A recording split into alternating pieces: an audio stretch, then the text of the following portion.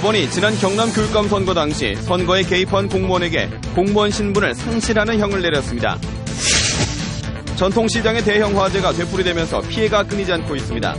하지만 기초적인 소방기구조차 없어 화재 무방비 상태인 것으로 드러났습니다. 화개장터가 큰 화재로 잿더미가 되면서 상인 수십 명이 생계를 걱정하는 처지에 놓여 있습니다. 잇따른 FTA 체결로 농촌이 어려움에 직면하고 있습니다. 하지만 경남 미래 50년 전략 사업에서 농업에 대한 투자는 인색합니다.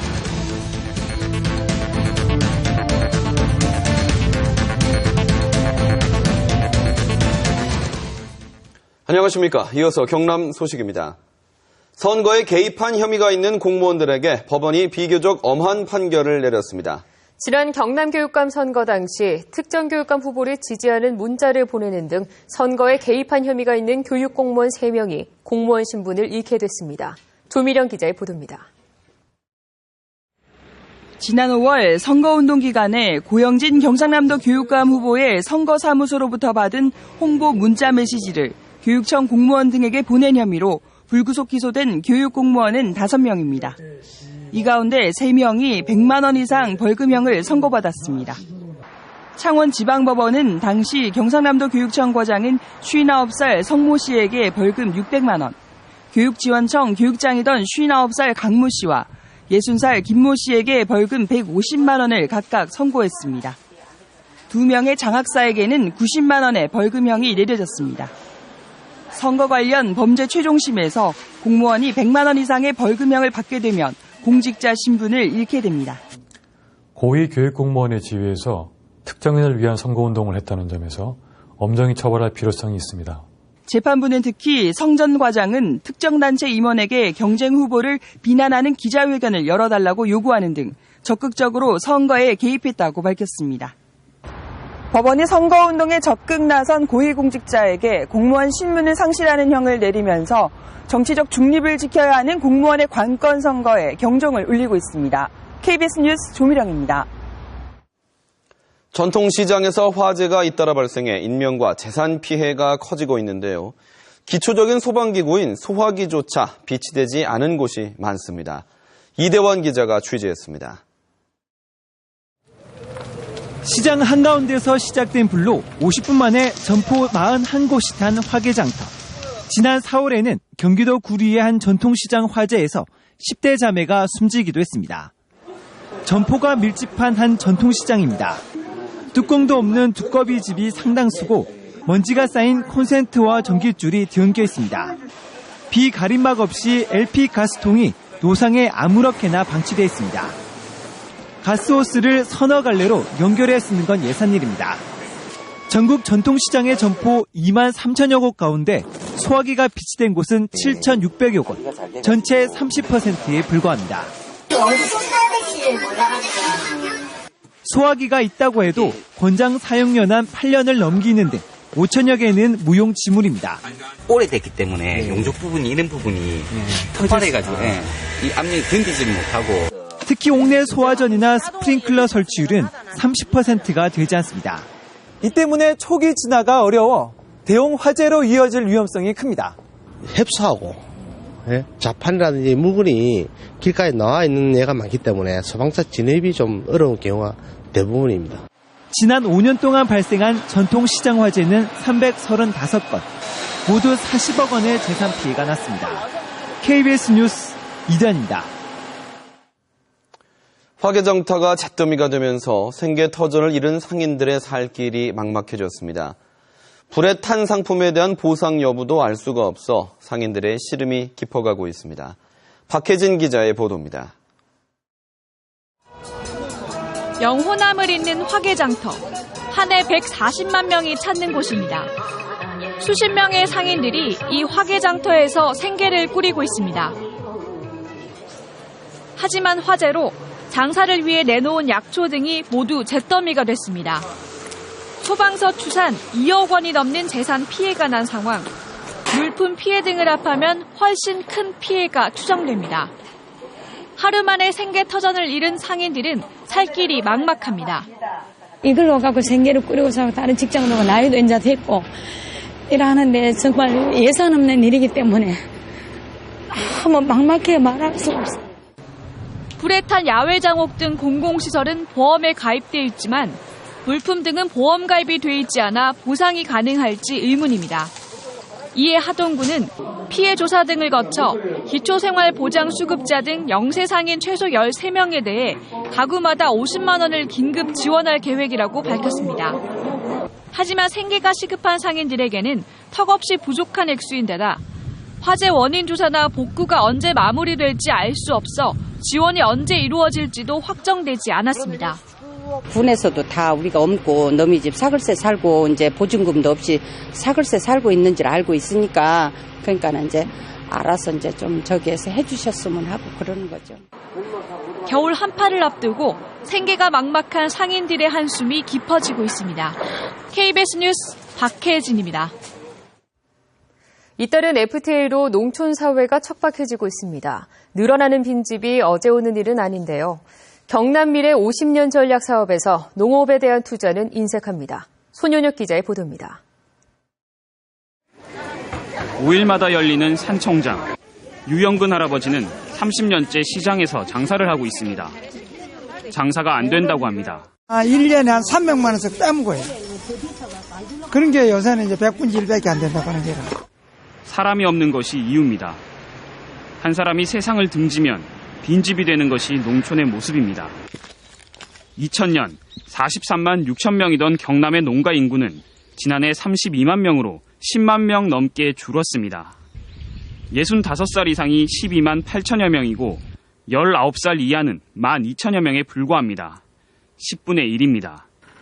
2년 전 농업인 삶의 질에 대한 공공서비스 평가지수 8개 항목의 개선 이행 실태를 평가했더니 경상남도는 9개 도 가운데 8번째였습니다.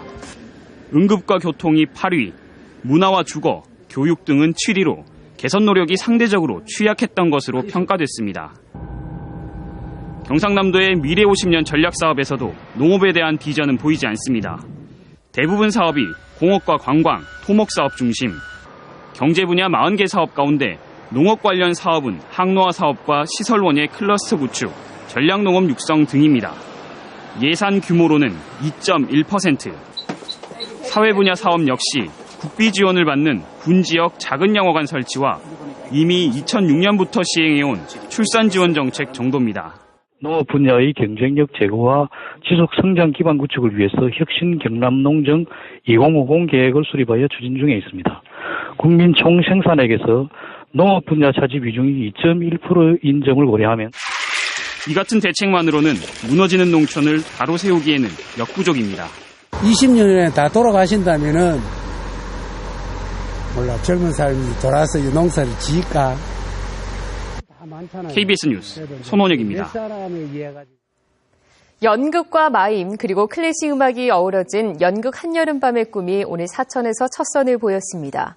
움직이는 음악극 형태의 색다른 무대를 위해서 진주와 서울, 제주의 젊은 예술인들이 힘을 모았습니다. 황재락 기자입니다.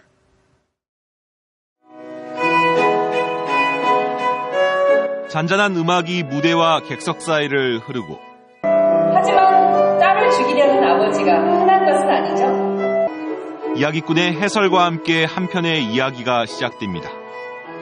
익살스러운 표정과 몸짓으로 관객의 눈길을 사로잡는 배우들. 신비한 숲으로 들어간 두 쌍의 연인과 요정들의 소동을 그린 셰익스피어의 희곡 한여름밤의 꿈입니다. 이번 무대는 원작을 정통 연극과 마임, 클래식 음악 등 세 가지 공연 방식을 동원해 하나로 풀어낸 형식. 기존에 하던 연극이랑 형식이 약간 조금 다른 그 경우 때문에 배우들이 또 다른 재미난 호흡이 생겼어요. 새로운 무대를 위해 기획과 연출은 진주 지역 극단이, 음악과 마임은 제주와 서울에서 활동하는 예술인들이 뜻을 모았습니다. 워낙 이 요소가 판타지적이다 보니까 조금 다양한 요소들이 들어가면 좋을 것 같다라고 생각을 해서 저희가 움직이는 음악극으로 구성을 해봤고요. 때문에 관객들은 눈과 귀로 동화 같은 이야기 속에 빠질 수 있습니다. 이번 공연은 30일까지 사천 문화예술회관에서 첫 선을 보이고 다음 달 제주에서도 관객을 찾아갑니다. KBS 뉴스 황재락입니다.